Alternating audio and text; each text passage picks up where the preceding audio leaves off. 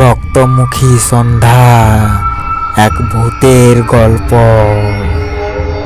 গভীর অরণ্যের মাঝে পুরনো এক বাংলো দাঁড়িয়েছিল। নাম তার নিঝুম কুটির।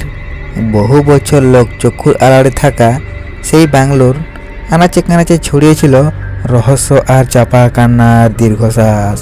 শ্রেয়া আর রাহুল, দুই তরুণী অ্যাডভেঞ্চারের নেশায় সেই পরিত্যক্ত বাংলোয় রাত কাটানোর দুঃসাহস দেখালো। সন্ধ্যা নামতেই চারদিক কেমন যেন নিস্তব্ধ হয়ে এলো। পুরনো বাংলোর দরজা জানালা কপাটগুলো বাতাসে ক্যাচ ক্যাচ শব্দ করতে লাগলো, যেন বহুদিনের জমানো ব্যথা আর্তনাদ করছে। ভেতরে আবছা আলোয় ধুলো জমা আবাসপত্র আর ঝুলন্ত মাকড়সার জাল এক ভুতুড়ে পরিবেশ সৃষ্টি করল। প্রথম দিকে সব কিছুই স্বাভাবিকই ছিল।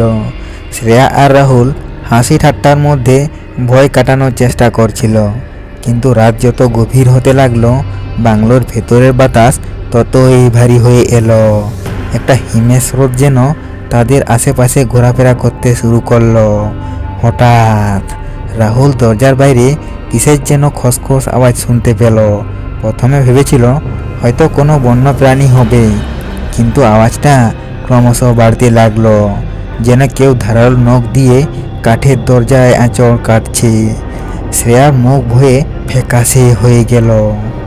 তারা দুজনে চুপ করে দরজার দিকে তাকিয়ে রইল।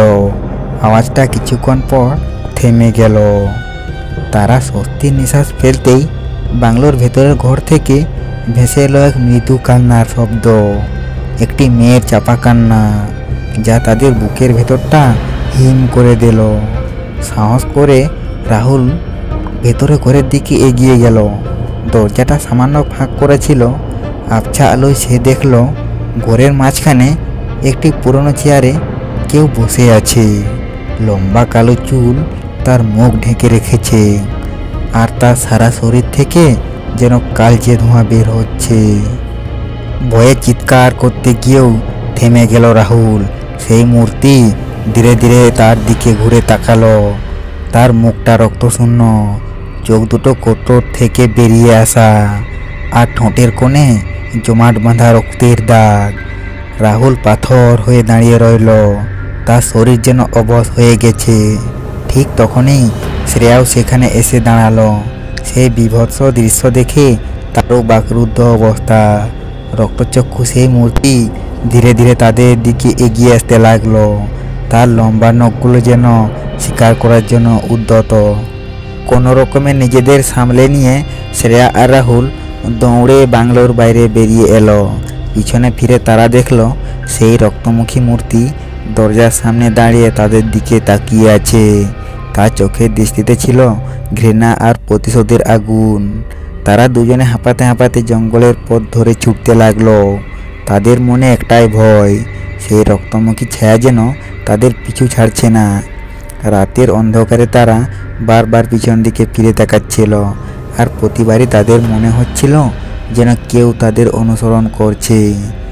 ভোরের আলো ফুটতেই তারা গ্রামের কাছাকাছি পৌঁছালো। ক্লান্ত শরীরে তারা একটি পুরনো মন্দিরের চাতালে বসলো। তাদের সারা শরীরে রাতের বিভীষিকার ছাপ স্পষ্ট। গ্রামের এক পুরোহিত তাদের বিধ্বস্ত অবস্থায় দেখে এগিয়ে এলেন। তাদের কাছ থেকে সব শুনে তিনি বললেন, বহু বছর আগে ওই বাংলোতে এক তরুণীকে নৃশংসভাবে হত্যা করা হয়েছিল। তার আত্মা আজও সেখানে শান্তি পায়নি, আর রাতে যারা সেখানে যায় তাদের উপর প্রতিশোধ নিতে চায়। সেই তরুণী রক্তমাখা মুখ আর প্রতিশোধের তীব্র আশঙ্কা আজও সেই বাংলোর আনাচে কানাচে ঘুরে বেড়ায়।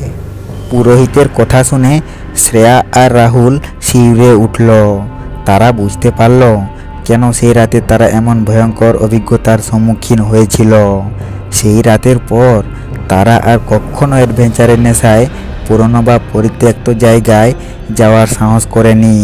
তাদের মনে গেঁথে গিয়েছিল সেই রক্তমুখী সন্ধ্যার ভয়াবহ স্মৃতি, যা তারা কোনোদিন ভুলতে পারবে না। নিঝুম কুটিরের অভিশাপ যেন তাদের জীবনের পাতায় এক কালো অধ্যায় লিখে দিয়ে গিয়েছিল।